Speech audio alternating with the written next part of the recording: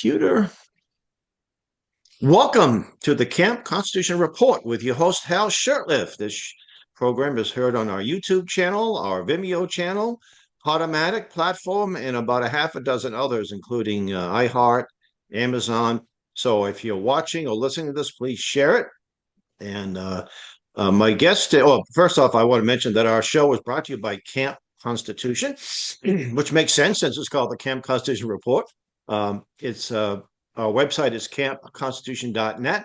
We are a New Hampshire-based charitable trust. We run a week-long family camp coming up in July of next year, a ladies' retreat in early May, and we have a speakers bureau. We have a YouTube channel, and we have a publishing arm, and many other things we do year-round. We're having our annual potluck Thanksgiving dinner in Lexington, Massachusetts. So to learn more about us and our activities, visit our website. And there's a calendar there, as we also have a Facebook page where you can visit and see all the things that we've posted. We have a guest, and his name is Max Lyons. And I met Max down at a Christian education conference down in Lynchburg, Virginia. And it really worked out well for me because I got a chance to visit my youngest daughter, who's a student at Lynchburg.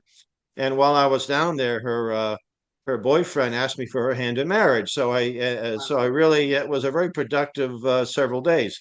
So Max, tell the listeners a little bit about your background. And of course, this is your website that I'm sharing here on the program. Well, thank you, Hal, and it's a pleasure to be here. And I've been hearing your name and Camp Constitution from a mutual friend, Alex Newman. Alex Newman, yeah. For about 5 years now. So much so that I have it on my bucket list to bring myself and probably some of my grandkids up to Camp Constitution. Right. Got 8 of them, and just heard so many good things about your work. So thank you. So glad to meet you in person up at CEI. Christian Education Initiative, a great work supporting Christian education all around the country.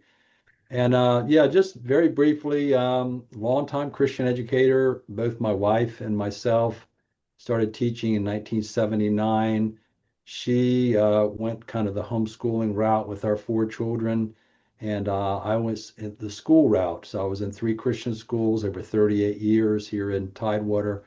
One of them, most significantly for me, one of them was StoneBridge School, which is a national demonstration school for the principal approach method of education. I was there for 19 years and helped grow the school and add a high school. And 3 of my 4 children are all graduates of StoneBridge School. So one of mine and my wife's greatest accomplishments is to take our children all the way through Christian education, homeschooling first, and then finishing up at StoneBridge School. So after that, the last 11 years, I've been at the Foundation for American Christian Education, which has its main office here in Chesapeake, Virginia. And up until this past August, I was the director of teaching services there, helping train teachers, and just help schools. The thing that I enjoy the most, frankly, is helping start new schools. And Amen. Schools are popping up all over the country, as you know, as our listeners probably know. Christian education, Christian homeschooling is growing like crazy, and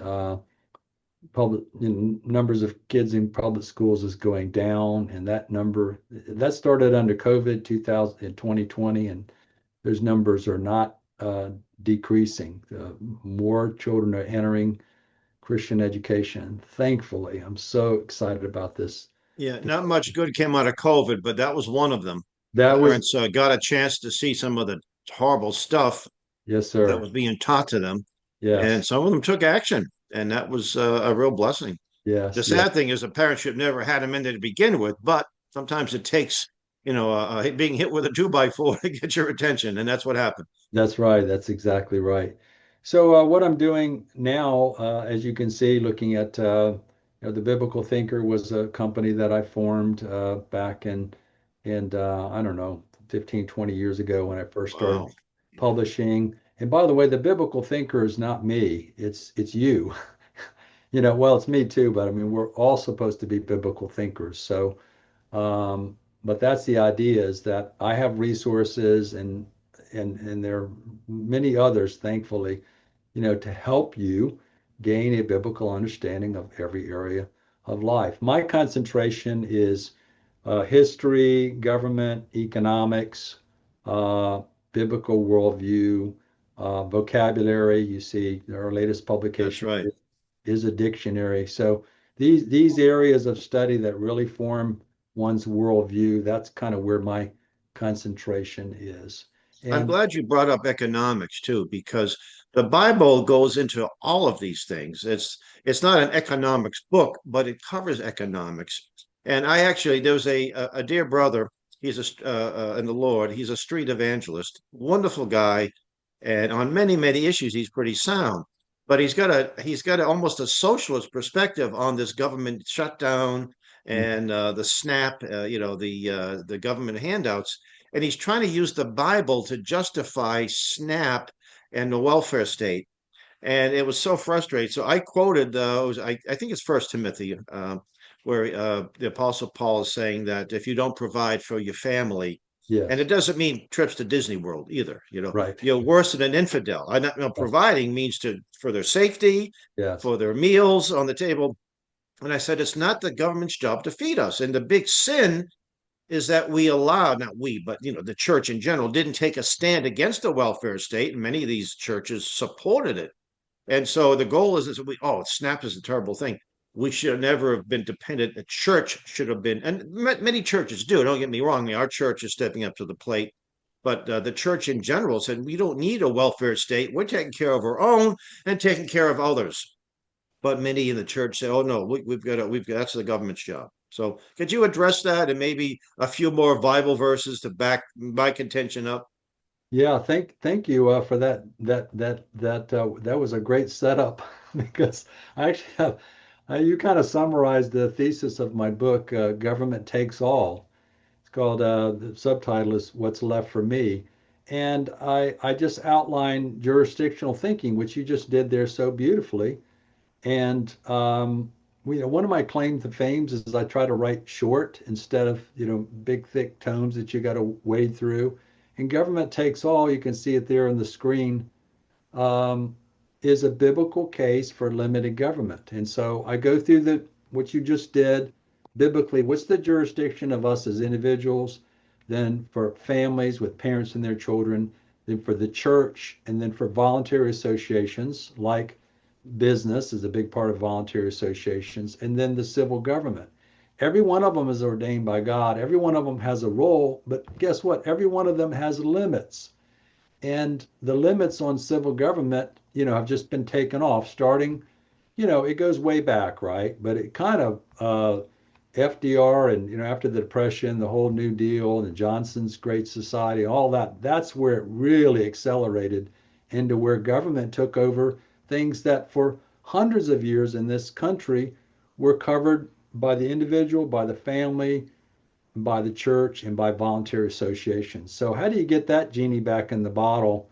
It's going to take a lot of work, right? It's going to take a lot of people like us teaching. And like you just said, that's a good example. You confronted somebody's thinking, you took them to the scriptures.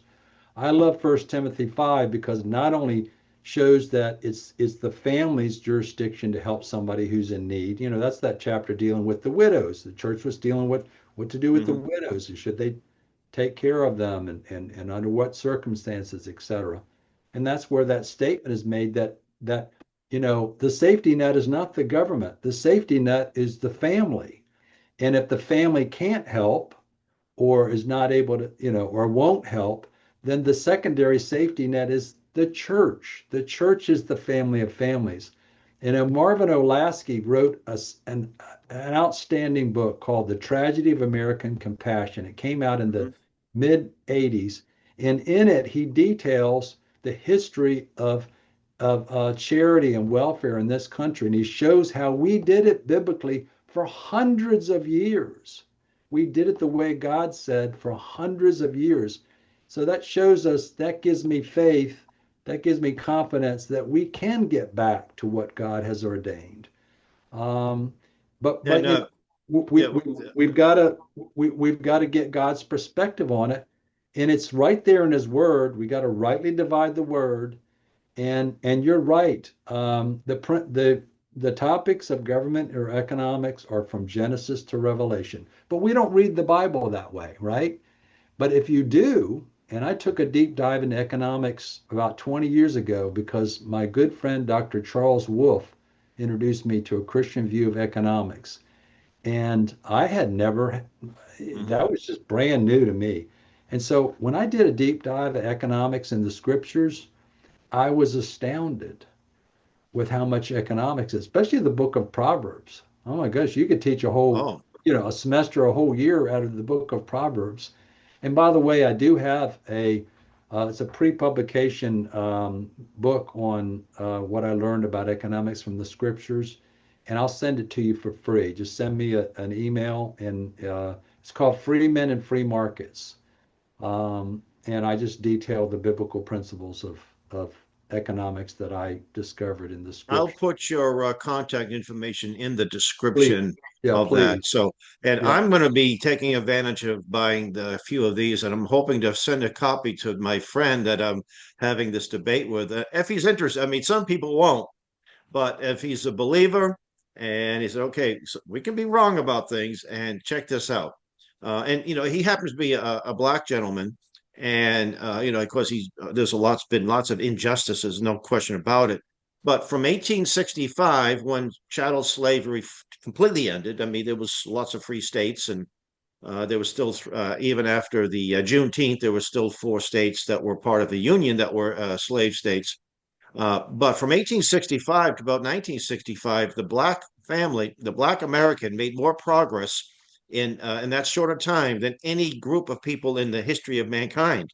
Hmm. And then the welfare state came along, Yeah, where they subsidized single parent households, very yeah, unbiblical. yeah. And we looked at the results. We still have to make our choices. We could say, the devil made me do it. You remember the famous Flip Wilson? No, you still made choices. You made the wrong choice. That's right. But at the bottom line is that the cynical politicians did it. They weren't interested in helping. They were interested in getting the vote and getting power. Yes. So Yeah. let's get into your dictionary. Let me see. I want to click resources here, and that's really fascinating about the definition of words, um, and that's so critical because my goodness, the words have changed, and I look at words like "gay," for example. Uh, Carefree and happy somehow became something that God calls an abomination, and that's why I don't understand where Hmm. that how, and many other words too. Was interesting that there are certain words. I have an 1860 Webster's dictionary. I don't know. I'll do away with the screen share in a few seconds and show it. And certain words aren't even in there. The word prehistoric, the word doesn't exist. Hmm. There's no such thing as prehistory because it's his story. God is God.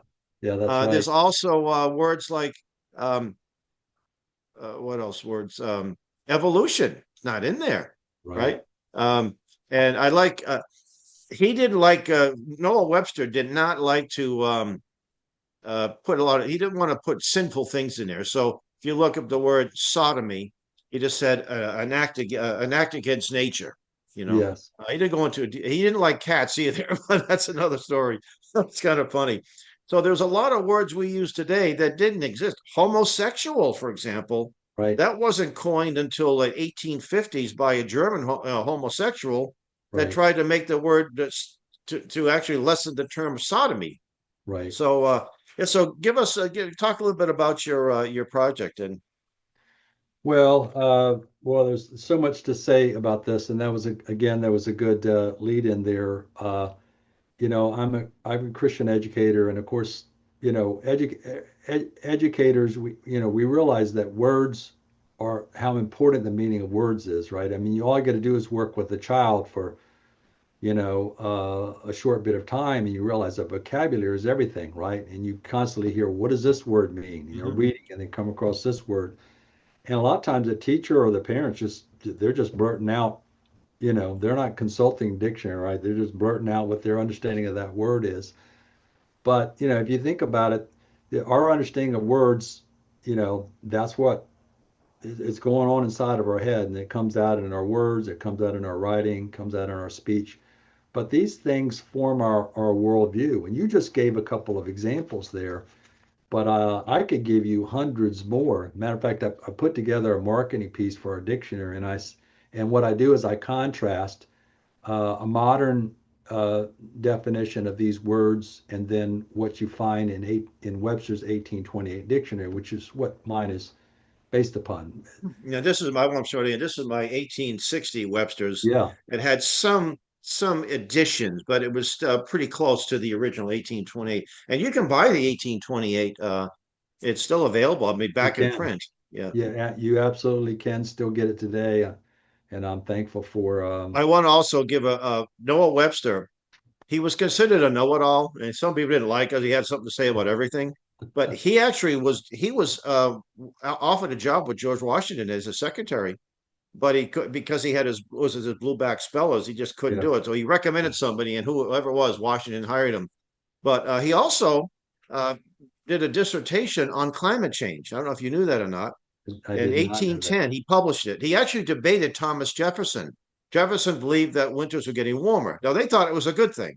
Hmm. And Noah Webster, he backed up his contention that no, it's not happening. He used the Bible, he used the Old Testament, and then he used the diaries of farm. Back in the day, farmers' diaries weren't. Oh, I fell in love today. It was Right, what crop was growing, what was in bloom, what the right. temperature was, and he proved. He said we've had mild winter, we've had severe winters, but there's no trend. And we put that back in print. So I just thought he was a real man ahead of his time in many respects. Well, he was, and I'll just, since you're talking about Webster, that's one of the most important things to understand when we're talking about dictionaries. Why why use the Webster's 1820 dictionary over modern ones? And let's face it, most people, whipping this thing out, Mm-hmm. and if they don't understand a word, that is the worst thing that you could possibly do. To understand a word, unless you want to understand a word, unless you want to understand what the other side is saying about that word. Right. Because the Webster service that Webster did for us is he defined where he went back to the original language. He had to learn 26 languages in order to write this dictionary. So he was concerned about the etymology going back to the original. And the other thing he was concerned about was scriptural accuracy. So the 1828 dictionary is based upon scripture. He quotes scripture. He has sentences that are one word sermons. They're just incredible. Uh, uh, he and he quotes literary authors that also, and all of these things validate the scriptural view of the definition of words. So that's why we need to return to this standard, just like we need to return to the Bible. Well, when we read the Bible, what do those words mean? Well, that's where Webster comes in. He helps you. Webster looked at different parts of Scripture to come up with that godly view. And we don't have time for examples, but I would just say look up, get a hold of the 1828 dictionary. There's an online version of it as well. You want to have the hard copy, of course, but if you want to just quickly see the difference, get a hold of the 1828 dictionary. Just Google it and look up, some very serious worldview words like marriage. Mm. Look up gender, look up truth, look up racism, some of these hot button, look up evolution, and you will immediately see a huge difference between what Webster was saying in 1828, almost 200 years ago, based on the Bible, and what people are saying today. And you'll get sold on the 1828 dictionary pretty quickly. And if you're teaching children or if you're influencing other people, like you talked about influencing a friend, we've got to take them back to truth. And where does that start? It starts with the very definition. I mean, if you and I are talking about marriage, and on my sheet here, I found in a Google search, marriage is an intimate or close union, social union, or legal contract between two people. Two people, yeah. If you're talking about that for marriage, and I'm talking about what Webster says, and he says, I paraphrase, but it's basically marriage is a union between a man and a woman for life, Mm-hmm. ordained by God. He gives a clear scriptural definition of marriage. And Webster, if he were here today, he would say, that has not changed. That's You right. know, that has not changed. And you changed that to your own detriment. And it's So, fast. There was a years ago. There was a speaker. He was a former Black Panther. Became a conservative. Charlie Smith, and he would. This is back in the '70s. He would say the communists, somewhat tongue in cheek. I mean, he was serious about it, but he said the communists are changing the definitions on the dictionaries all the time. So get an old dictionary, something written before a certain date, yeah, because the definitions. And like one of the things that bugs me is that you hear people and people that should know better that the United States is a democracy. And the word democracy, and I have to look it up. What I don't know. He said what Webster said about it specifically, but it was always a negative thing because the founders were very much against it. They didn't like the idea of majority rule. That sounds really. You want the majority swayed by demagogues to rule over you, and then take away your liberties? Are you kidding me? Yeah. So we're a republic, and there's a big difference. It's oh, it's the same thing. Well, no, it's not. And but over the years, we've actually put back in print a 1928 U.S. Army manual. It's basically a history book. You want the soldiers to have a love of their country, and you're going to die for the country. You should know what you're dying for. And the author of this, and it may have been more than one author, said about democracy leads to socialism and communism. Property rights are negated, and we're a republic. And that particular 1928 manual, when Franklin Roosevelt took office, they destroyed as many as they could. They didn't get them all though, because we got we some survived, and we put them back in print. So yeah, you're right about democracy and governmental terms. I'll tell you a real quick story. I know we're running out of time here, but you got to go back when you talk about getting an old dictionary. You got to go all the way back to 1828 because Webster sold the rights to the dictionary to the Merriam brothers, and that's why yeah. you have the Merriam-Webster dictionary now. But the Merriam brothers were not Christians. They immediately started changing the meaning of words, so much so that a California senator wrote, and this is a book called Poison Drops in the School System. Oh He has yes, I a have a whole copy of it. chapter where he complains about our about the fact that our dictionaries are being changed. And this was written in 1886. He was saying this. So this was not too long Wow. Yeah. after the publication of Webster's Dictionary. The Merriam Brothers got it. He was the examples he used about changes that were happening were the words republic and democracy and federalism. They were governmental terms. He could Mm-hmm. see that they were starting to change them.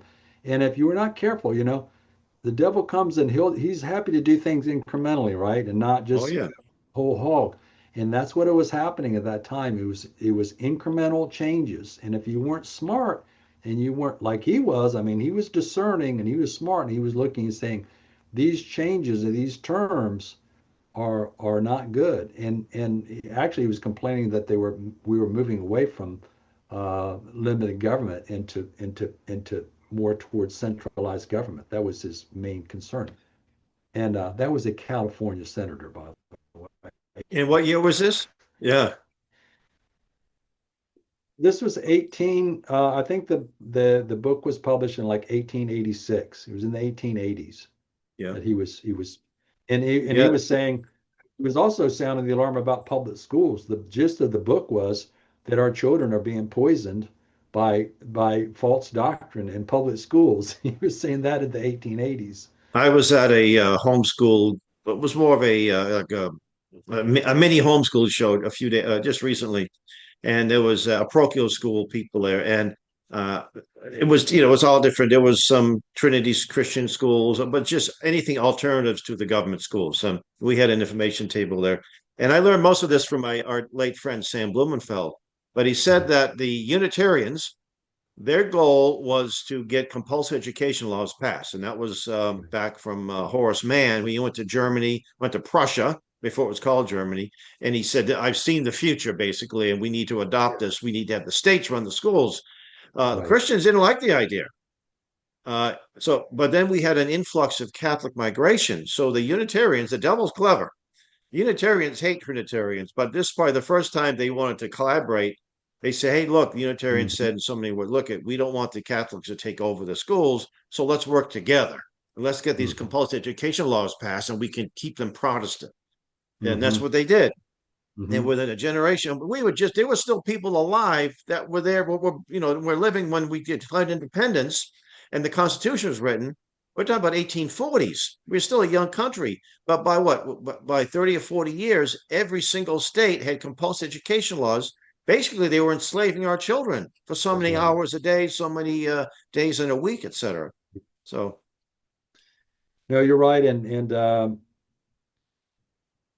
that that has been the downfall of our country, right? That they get the children at 4 or 5 years old, and they indoctrinate them in their principles, which have gone from public schools having the Bible in them to John Dewey and the Progressives saying we got to get rid of all the Christian stuff, to now it's the radical left everything, including socialism and communism. So uh, we need to wake up, and parents need to take responsibility for the heart and mind and spirit of their child.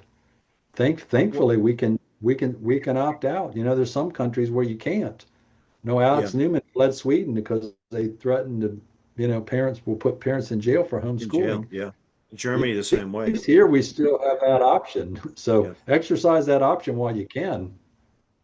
Yeah, I'm very optimistic about the what's happening in education, and of course, this is the most important thing because the left doesn't procreate; they abort their children. Their children That's become right. trans and all these. So, but we give them. I mean, we're giving them to the altar of Baal. And I say we. I don't Yeah. mean us, but we, the Christians Right. in general. But that's starting to change, and it's really gratifying. And I know you have Yes. a very important ministry. So give out your website. I was trying to find it to put it back up. I couldn't find it. So give out your Oh, it's website. We'll okay. put a link in the description of the video as well. Okay. Sure. It's the biblical thinker all just run together.com. Right. And I do recommend the books that they have available. I'm going to get some. I know I got a lot of stuff.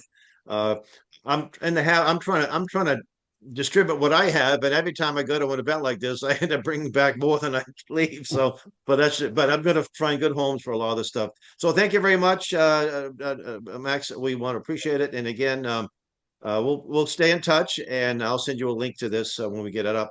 And folks, you've been listening and watching to the Camp Constitution Report. Until the next one, may God richly bless you. And please subscribe to our various mediums here.